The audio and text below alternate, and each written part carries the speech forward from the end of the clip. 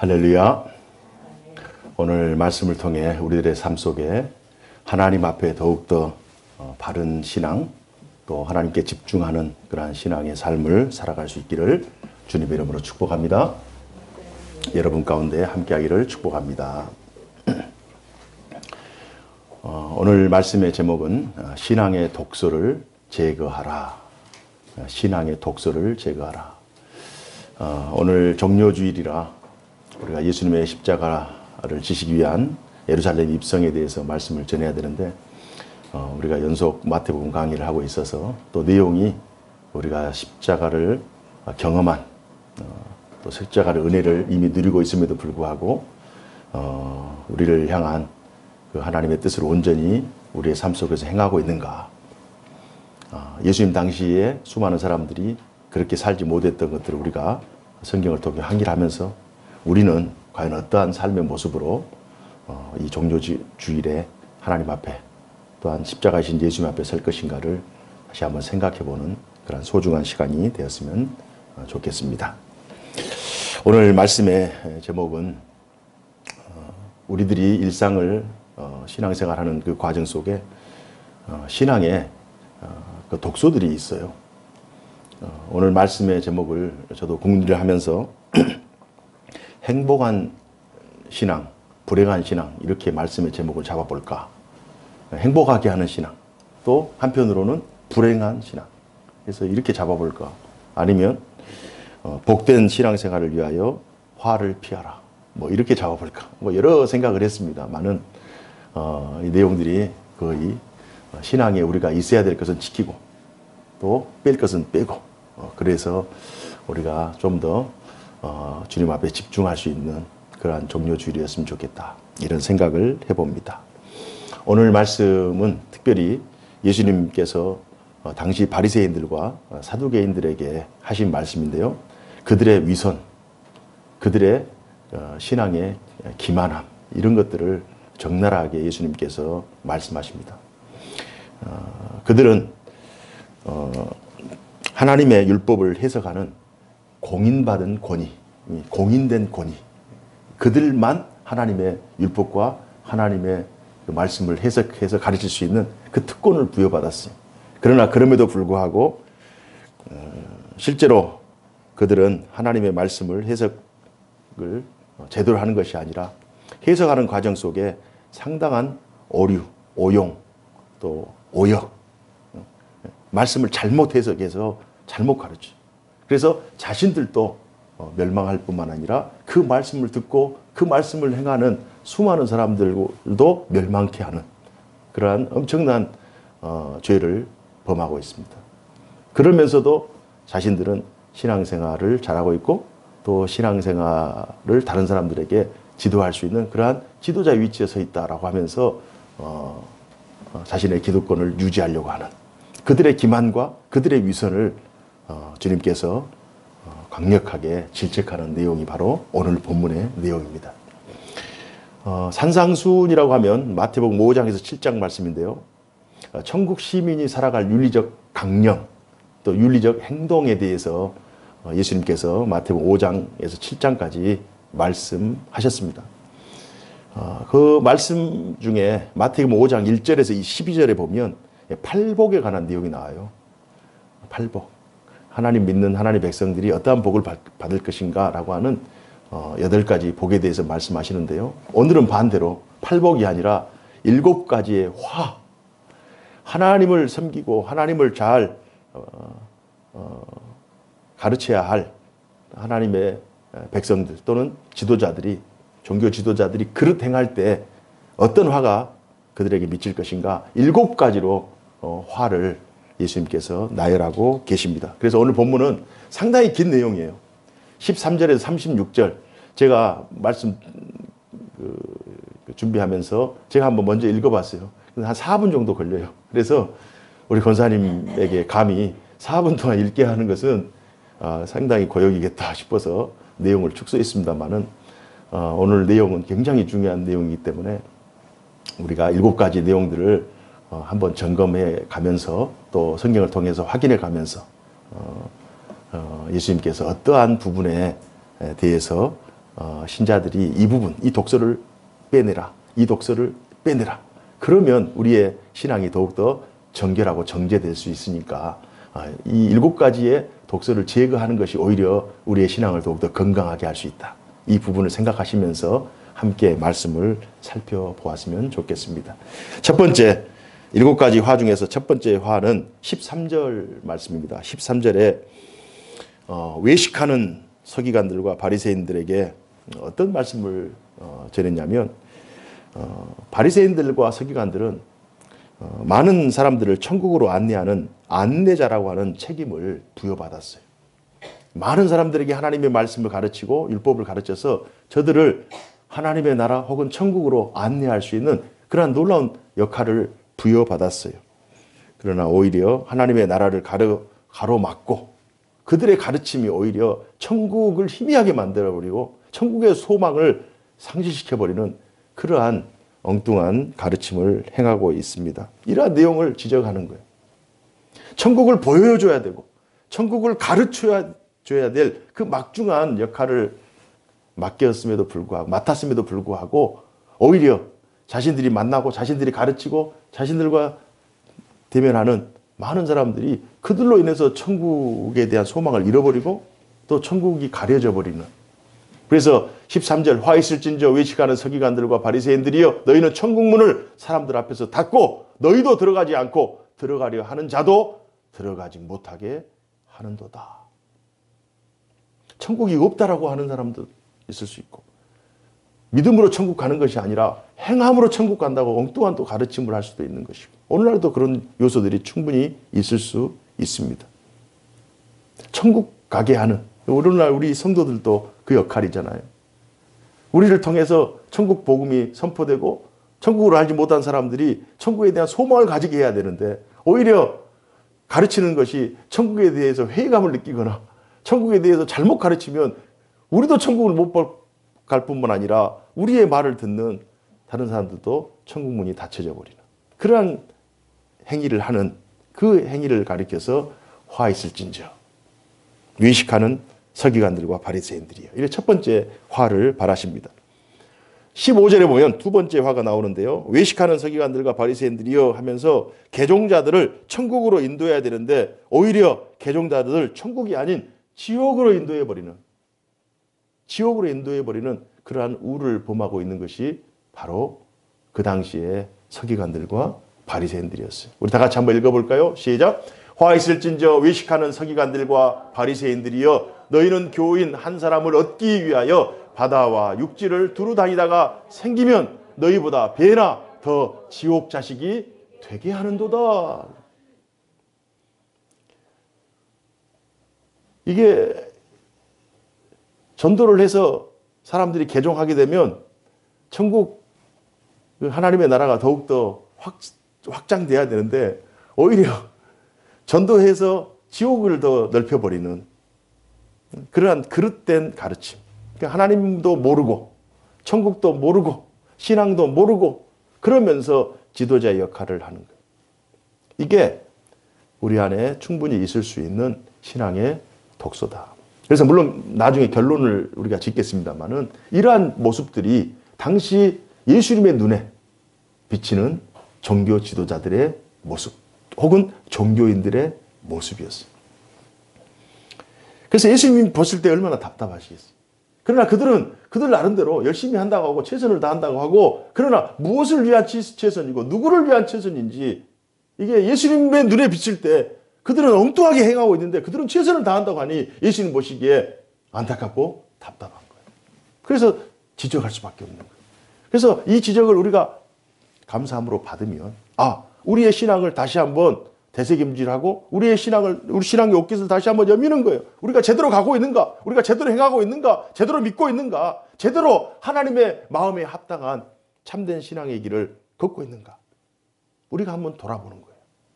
내게 천국에 대한 확신이 있는가? 내게 맡기신 나를 만나는 수많은 사람들이 나를 통해서 천국의 소망을 투영하고 볼 수 있는가? 내 역할이 마치 때로는 거울과 같이 그런 역할도 해야 되지만 때로는 창문과 같은 역할을 해야 돼요. 창문 너머로 다른 세상을 포개해 주는 그 역할을 우리가 해야 돼요. 그러니까 그 역할을 제대로 하고 있는가. 세 번째 화는요, 16절에서 22절 말씀인데요. 오늘 여러분들 성경을 한번 살펴보시면, 눈먼 인도자여, 어리석은 행인들이여, 맹인들이여 하면서 맹세에 대한 경계를 하십니다. 맹세. 그 당시에 수많은 사람들이 맹세를 하는데요. 맹세는 그 자체가 비진실성이 전제되어 있어요. 그리고 그 맹세를 하는 그 맹세의 대상 역시 모호합니다. 누구에게 맹세하겠어요? 무엇을 가지고 맹세하겠어요? 그리고 맹세한다는 그 자체가 이건 진실이 아니라는 거예요. 진실에서 약간 위배된다는 거예요. 우리가 진짜면 맹세할 필요가 없잖아요. 서로 얘기하면서 내가 이 말이 이렇게 서로 얘기할 때 이게 진짜라는 사실을 믿어주고 신뢰가 되면은 내가 이게 맹세할게. 맹세가 필요가 없는 거예요. 진짜로 믿으면 왜 맹세를 합니까? 안 믿어주니까 맹세를 하고, 또 맹세를 하는 그 대상이 과연 오늘 말씀해 보니까 16절에 성전으로 맹세하면 어겨도 되고 성전에 금으로 맹세하면 반드시 지켜야 된다. 이 말이 됩니까? 성전으로 얘기하면 뭐 하니까 그냥 넘어갈 수도 있고 어겨도 되고, 성전에 금으로 맹세하면 반드시 지켜야 된다. 또 18절에 보면 제단으로 맹세하면 지키지 않아도 되고 제단 위에 있는 예물로 맹세하면 지킨다. 이런 것이 과연 이게 제대로 된 맹세인가? 20절 말씀 제단으로 맹세하고, 21절 성전으로 맹세하고, 22절에는 하늘로 맹세하는, 그 맹세라고 하는 단어들이 나오는 거예요. 그래서 그들이 하는 맹세가 과연 합당한가라는 회의를 예수님께서 말씀하고 있습니다. 그들의 맹세는 다 하나님께 하는 맹세일 것입니다. 하나님의 이름으로 하는 맹세일 것입니다. 신앙의 이름을 걸고 명예를 걸고 하는 그러한 맹세일 것입니다. 그러나 우리가 자세히 그 맹세의 내용을 들여다보면 그 맹세에는 전혀 하나님을 경외하는 마음이 없다는 거예요. 하나님을 경외하는 마음이 없는, 하나님을 두려워하는 마음이 없는 거예요. 그냥 맹세하고 보는 거예요. 그냥 성전으로 맹세하고 하늘로도 맹세하고 또 무슨 율법으로 맹세하고 누구의 이름으로도 맹세하고 맹세를 남발하고 있는 거예요. 그러나 맹세를 하면서 하나님의 이름으로 하지만 그 마음속에 하나님을 두려워하는 마음, 하나님을 경외하는 마음이 상실되어 버렸습니다. 우리도 일상생활 하면서 얼마나 많은 말들을 합니까? 주의 이름으로 얘기하고 주의 말씀을 가지고 얘기하고 신자라는 이름을 가지고 내가 교회 다닌다, 내가 집사다, 내가 권사야, 내가 장로야, 내가 목사야 하면서 나를 안 믿고 누구를 믿느냐, 이런 얘기들을 우리가 서슴없이 할 때가 있잖아요. 예수님께서는 결코 맹세를 하지 말라고 그래요. 예수님 어떤 경우에도 맹세를 하지 말라. 마태복음 5장 34절에서 36절에 맹세에 대한 부분에 대해서 정확하게 지적하고 있는 거예요. 왜? 맹세라고 하는 이 단어는 비진실성, 이미 진실이 없는 상황에서 맹세가, 정말 믿어주는 관계면 맹세할 필요가 없는 거예요. 그냥 얘기하면 그냥 믿어주고 또 서로 교통하고 소통하면서 그냥 믿어주는 거예요. 그리고 맹세의 대상이 과연 우리가 믿을 만한 대상인가? 그래서 그 부분에 대해서 맹세라고 하는, 그러니까 신앙의 어떤 그 자기 확신이거든요. 자기 의의가 앞서면 내가 어떤 것을 걸고라도 자기 그 어떤 그 내용을 관철시키려고 하는 자기 우월감, 혹은 자기 욕심으로 말미암는 그 행위가 바로 내가 어떤 것을 가지고 맹세할 텐데 나는 옳다, 이거거든요. 이것이 우리의 신앙생활에 때로는 다른 사람 눈에 비쳤을 때, 아, 저 사람은 정말 확신하구나, 저 사람은 정말 정확하구나, 진실되구나, 그래서 맹세까지 하는구나, 이렇게 생각할 수 있지만 예수님 편에 봤을 때는 이 맹세라고 하는 이 자체가 벌써 믿음이 부족한 것이고 벌써 진실이 결여되어 있는 그러한 행위가 바로 맹세라고 하는 얘기입니다. 그래서 하나님을 경외하는 하나님의 백성들은 우리가 하나님을 신뢰하고 신뢰 그 자체로 그냥 나아가야지 어떤 것을 걸고 얘기하지 말라는 거예요. 또한 23절에 24절에 네 번째 화를 말씀하고 있는데요. 외식하는 서기관들과 바리새인들이여 하면서 사소한 율법 조항들 때문에 정작 중요한 율법을 놓쳐버리는 그러한 우를 지적하십니다. 사소한 것에 얽매여 가지고 정말 큰 것을 놓쳐버려요. 오늘 본문에는 박하와 회양과 근처의 11조라는 내용이 나옵니다.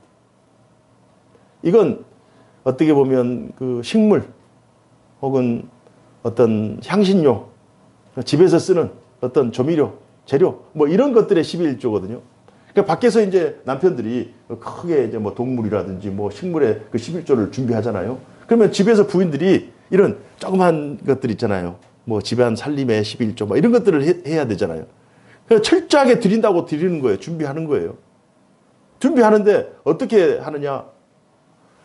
어느 정도까지 철저하냐면 부인이 남편은 밖에서 크게 뭐 동물의 11조, 뭐 식물의 11조, 열매의 11조, 소출의 11조 해가지고 크게 하잖아요. 그러면 집안에서 자질구레하게 막 이렇게 모든 11조를 다 한다고 하는데 만약 어떤 부인이 이 근처의 11조, 뭐 회양의 11조 이런 11조를 하지 않으면 이혼 사유가 되는 거예요. 그러면서 이제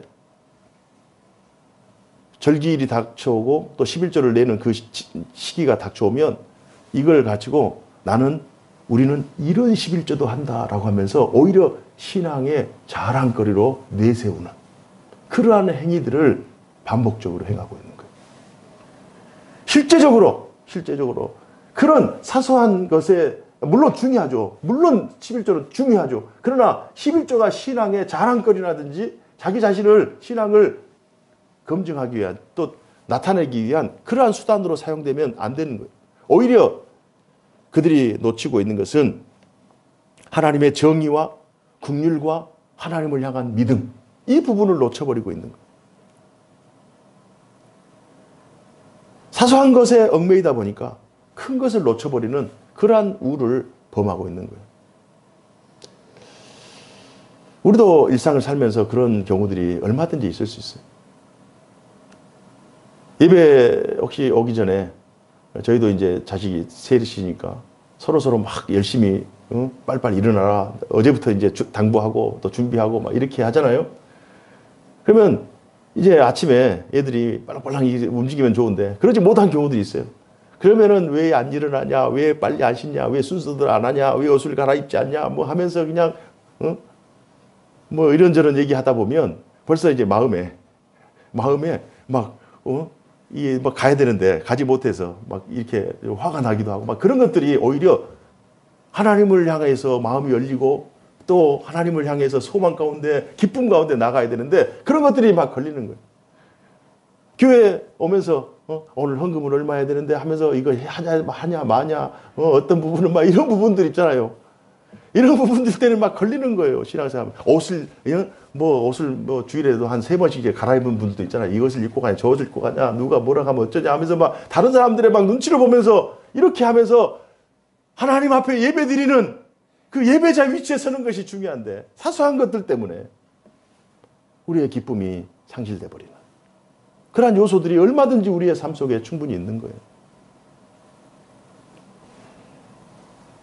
그래서 사소한 율법 조항 때문에 정작 중요한 율법을 놓쳐버리는 그러한 어리석음을 예수님께서 지적하고 있습니다.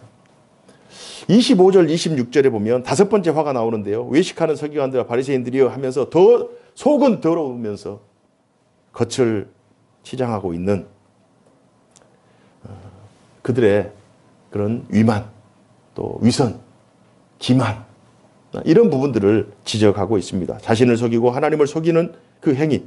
우리 25절 말씀을 우리 다 같이 읽어봅시다. 시작. 화 있을진저 외식하는 서기관들과 바리새인들이여 잔과 대접의 겉은 깨끗이 하되 그 안에는 탐욕과 방탕으로 가득하게 하는도다. 그냥 외형적으로는 깨끗하게 치장했지만 그 안에는 탐욕과 방탕이 가득한 거예요. 욕심이 가득한 거예요. 그 안에는 하나님께서 기뻐하지 않는 그러한 신앙의 독소가 가득해 있는 거예요. 그러니까 겉과 속이 다른 거죠. 어제 제가 제가 알고 있는 목사님, 같이 공부하는 목사님에게 카톡을 하나 받았어요. 그분이 이제 어떤 영상을 보내주셨는데 나이가 90 몇 세 되는 그 장로님이시더라고요. 한 분은 장로님이고 한 분은 일반인인데 80 몇 세에 돌아가시고 90 몇 세에 돌아가시면서 정말 자신이 평생 모은 몇백억을 또 몇십억을 기부하는 거예요. 한동대에 기부한 어떤 장로님은 한동대가 내세우는 한동대 그 교훈이 있대요. 그 교훈이 뭔지 아세요? 배워서 남주자. 이게 교훈이라는 거예요. 배워서 남주자. 그래서 그 장로님은 배워서 남주자는 그 교훈이 너무 마음에 들어가지고 자기의 인생의 좌우명을 벌어서 남주자. 이렇게 해가지고 벌어서 남을 주면서 그렇게 기부를 하고 또 한 분은 중소기업 어떤 사장을 하시면서 30년 이상을 자신의 소득의 3분의 1을 기부했다는 거예요.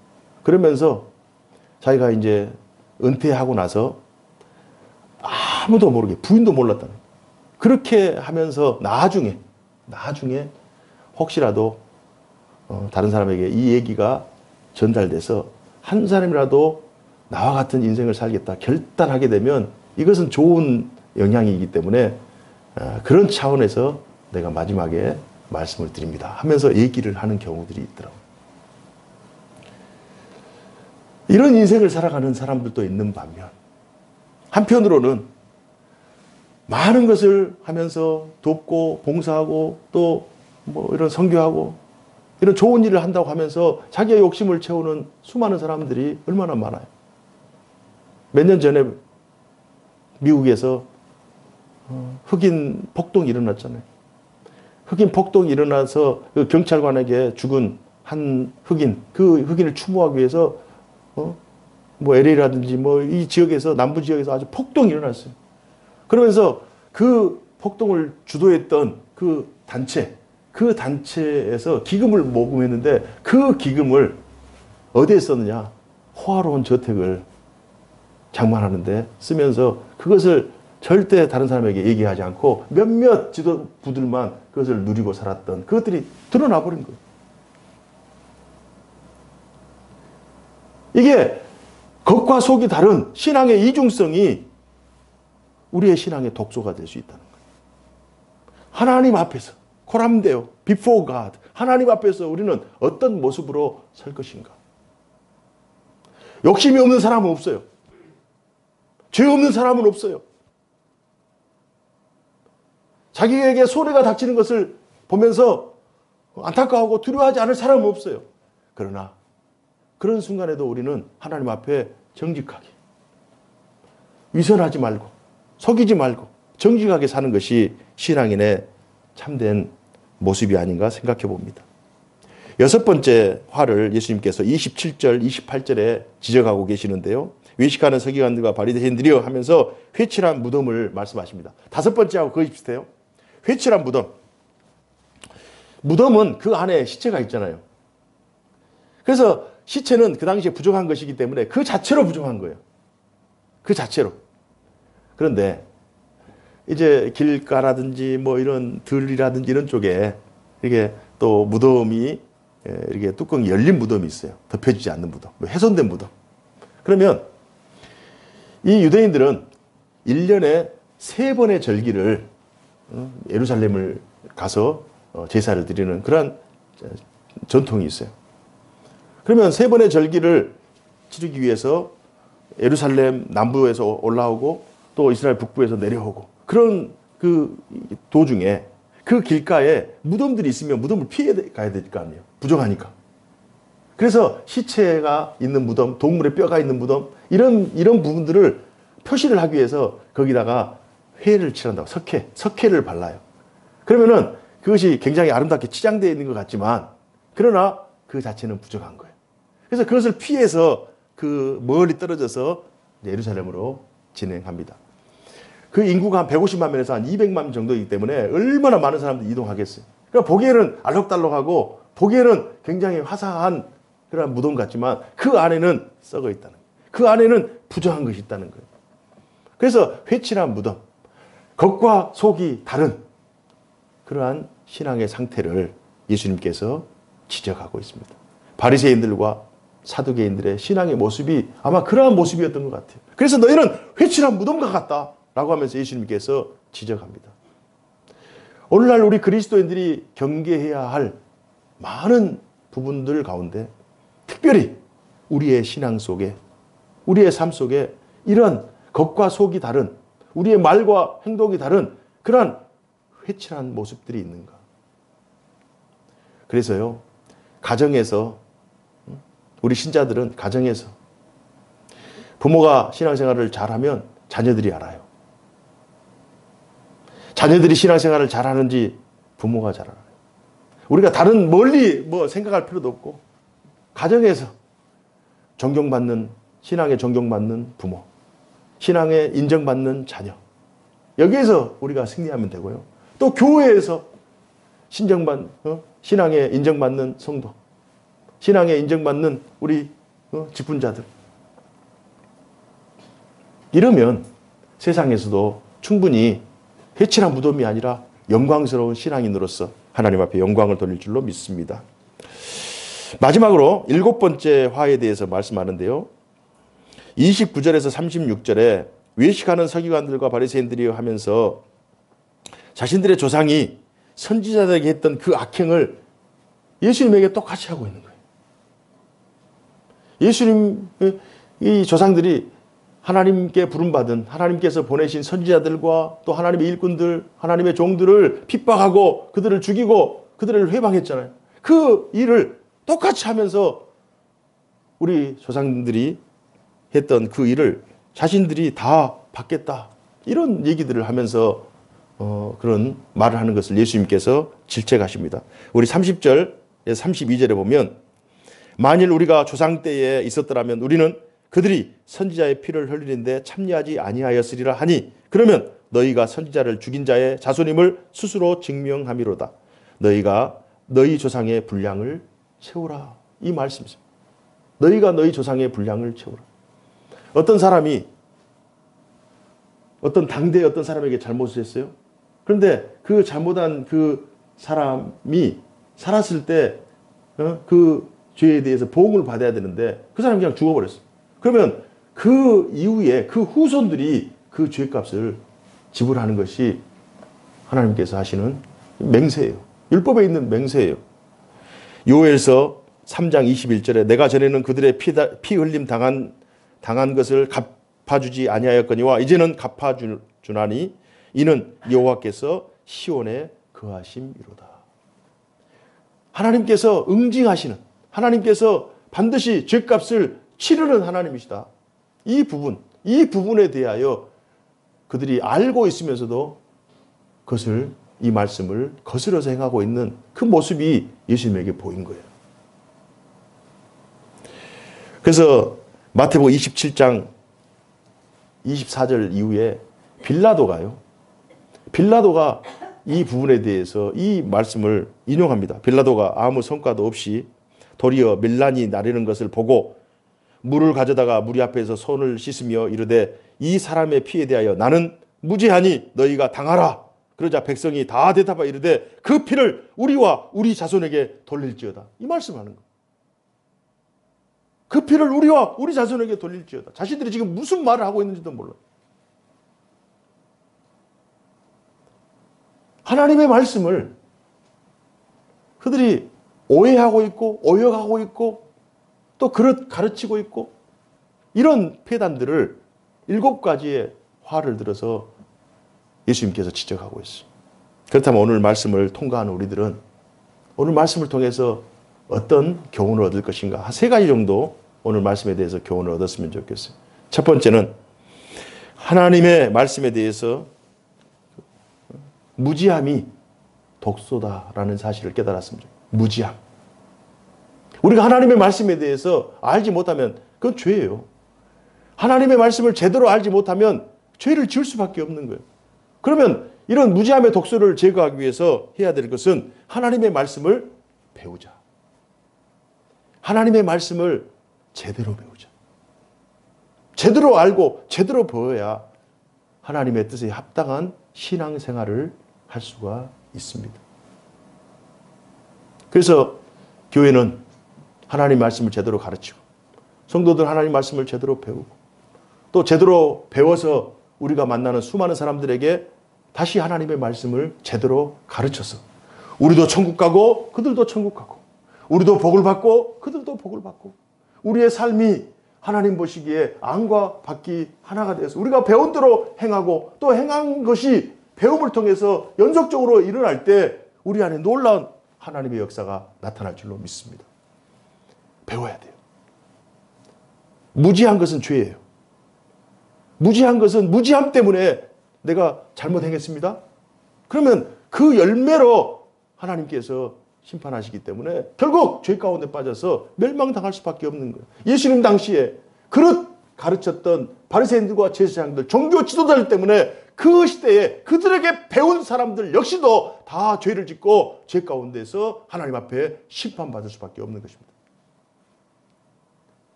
그래서 이단들이라든지 그릇된 종교 지도자들이라든지 또 신학이 결여된 어떤 단체나 어떤 선교회나 어떤 기독교 이름으로 행하고 있는 그런 오용단체들, 거기에서 배운 사람들은 그들이 거기에서 배웠기 때문에 그것으로 말미암아 징계의 대상이 될 수밖에 없어요. 그래서 우리가 기도해야 돼요. 정말 우리가 제대로 배울 수 있도록, 우리의 자녀들이 제대로 배울 수 있도록 제대로 배우자. 그래서 이 하나님 말씀의 무지함의 그 독소를 빼내야 돼요. 오늘 말씀을 통해서 우리가. 그러면 하나님께서 화 있을진저가 아니라 복 있는 자는 이렇게 되어버리는 거예요. 두 번째로는 하나님의 말씀을 사사로이 적용하는 것이 신앙의 독소다. 사사로이 적용하는 거예요. 내가 하나님의 말씀을 자해해가지고 자의적으로 해석해서 내 방식대로 상황에 따라서 내가 이 말씀은 그냥 내 편한 대로 적용해버리고 이 말씀은 하나님 말씀에도 불구하고 이 말씀은 그냥 닫아버리고 내가 적용하는 대로 그냥 사사로이 적용해버리는 것, 이것이 신앙의 독소라고 하는 거예요. 그 당시 바리새인과 율법학자들은 하나님의 원뜻, 하나님의 성경 저자의 그 원 의도가 아니라 자신들이 그릇 곡해하고 해석해서 엉뚱하게 가르치니까 엉뚱한 결과가 나올 수밖에 없는 거예요. 그래서 예수님께서 육체를 입고 오셔서 그 시대를 보니까 그 시대 종교 지도자들 그들의 가르침을 보니까 이건 말이 안 되는 가르침을 가르치고 있어서 벌써 7가지의 내용을 가리고 지적하고 있는 것입니다. 자신의 기준이나 상황에 맞게 엉뚱하게 적용하지 말라는 거예요. 하나님의 말씀을 곡해하거나 또는 남용하지 말라는 거예요. 맹세하지 말라는 거예요. 하나님의 말씀을 자기 어떤 말을 위한 수단으로 삼지 말라는 거예요. 설교를 준비하면서요. 어떤 경우들은 제가 그것은 참 별로 탐탁지 않게 생각하는 그런 경우들이 있습니다만 어떤 경우들은 어떤 상황이 발생되면 그 상황을 설명하기 위해서 하나님 말씀을 끌어다가 그 상황에 대해서 얘기하는 경우들이 있어요. 하나님의 말씀을 해석하고 말씀을 전하다가 보니 그 상황이 맞아서 그 상황을 그 말씀으로 해결하는 그 열쇠로서 혹은 해답으로서의 말씀이 주어져야 되는데 그 어떤 말씀을 전하기 위해서 그 자기의 어떤 얘기를 전달하기 위해서 그 말씀을 끌어와 가지고 그 자기의 주장의 근거로 삼는 그러한 내용들이 얼마든지 있을 수 있어요. 그건 자의로 해석하는 거죠.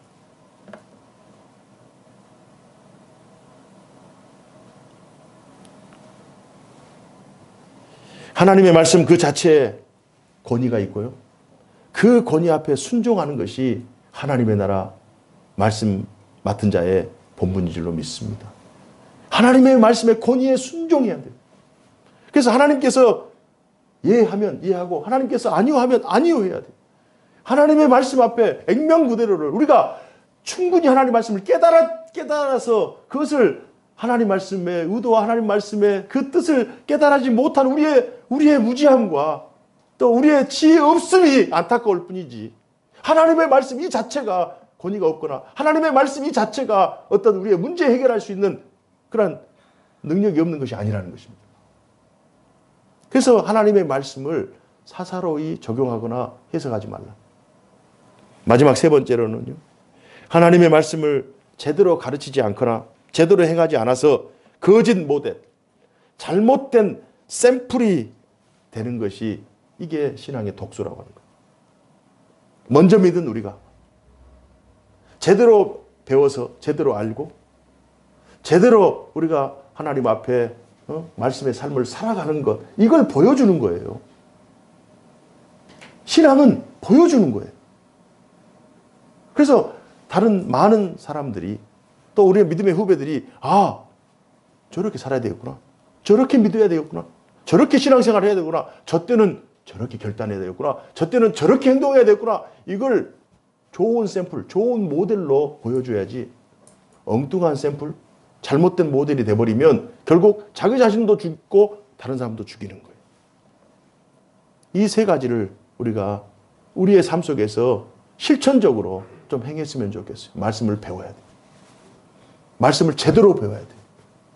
또 두 번째로는 말씀을 사사로이 적용하지 마. 성경, 이 말씀 자체에 권위가 있는 거예요. 제가 설교를 하잖아요. 설교를 하면은 설교 말씀, 목사가 준비한 이 설교 메시지가 물론 중요하죠. 하나님 말씀이기 때문에. 그러나 어떤 설교자의 설교 내용도 하나님의 말씀, 이 성경의 권위를 뛰어넘지는 못해요.